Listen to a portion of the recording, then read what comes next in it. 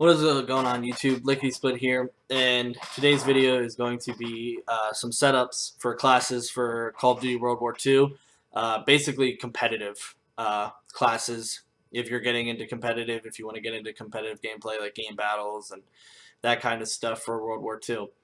These are going to be respawn classes. I'll make another video for S&D classes, but for right now I just want to focus on respawn classes.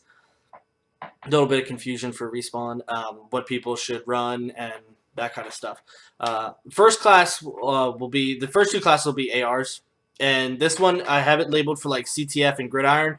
If you're playing an AR for CTF and Gridiron, you'll want to sit like mid-map-ish, back a little bit, supporting your objective players and your submachine guns who will mostly be running the flags. So you want to rock infantry. Always rock infantry with your ARs. For one, you get the rifle bayonet, which if a submachine gun comes running up to you, like they're trying to run and gun you, you can bayonet them and one-hit them with the bayonet. A submachine gun, when you hit them with the gun stock, it's a two-hit kill. So you'll get insta-kills when close range like that.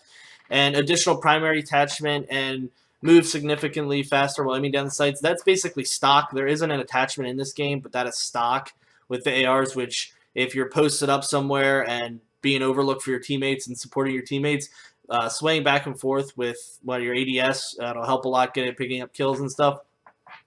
And for the gun, always use bar. Right now, this setup will change in a couple months once they nerf the bar. Right now, it's the best gun in the game. It depending on what map and how you're playing, it can outgun most of your SMG players right now. So the bar is by far the best gun in the game. And I have advanced rifling, reflex, grip, and extended mag.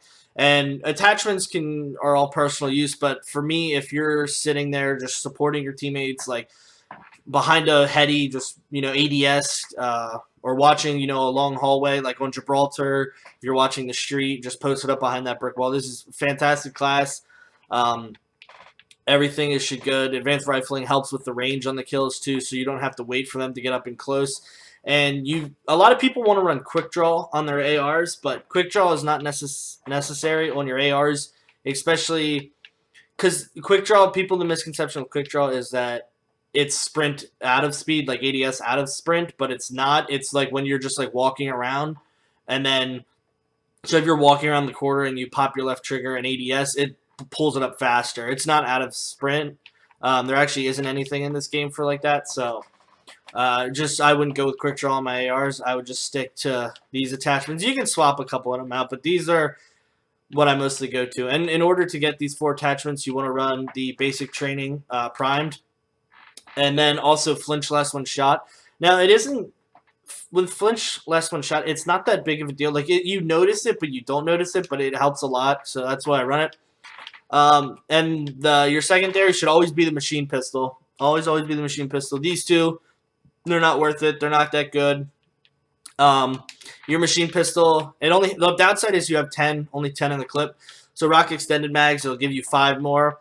And that thing's basically just another, I don't want to say another submachine gun in the hill, only because it's got 15 in the clip. You probably have to shoot one person and reload right away, so that's a downside. But it's faster to switch to your secondary than reloading in certain aspects like that. So definitely the machine pistol all the time.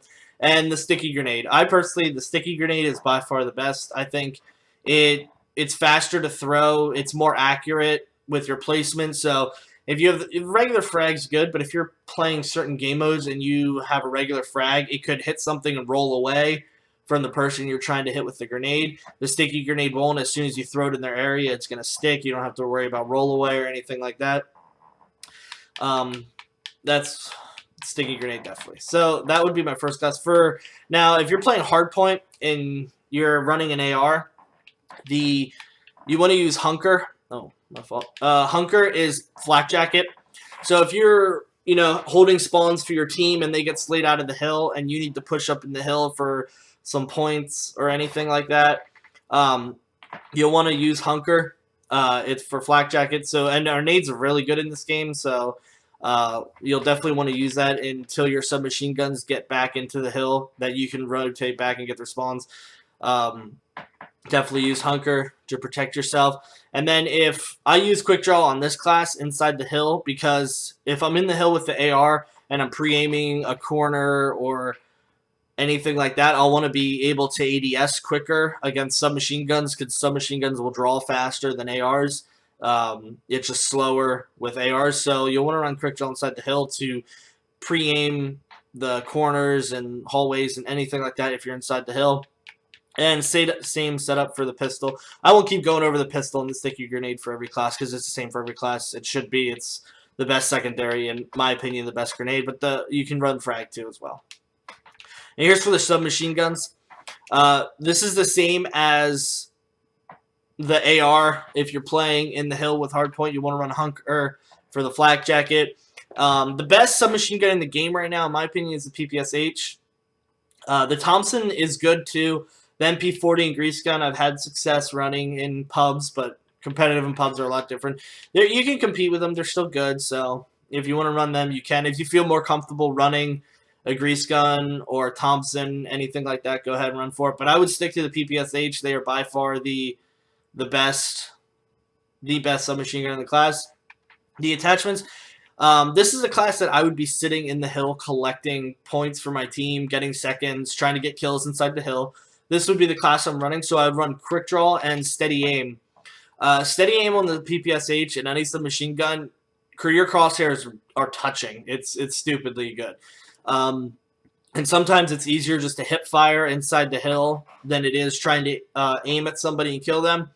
So I would run Steady Aim. It's just get faster kills, and in certain aspects, I think hip firing is better than trying to ADS and get the kill. Especially if, like, an example, if you're like laying on the ground and somebody runs by you, instead of like trying to stand up or like crouch from your prone position and then pull your left trigger and you drag behind them and your like scope is behind them the whole time, you can just crouch and hip fire. You don't have to worry about trying to ADS them inside the hill.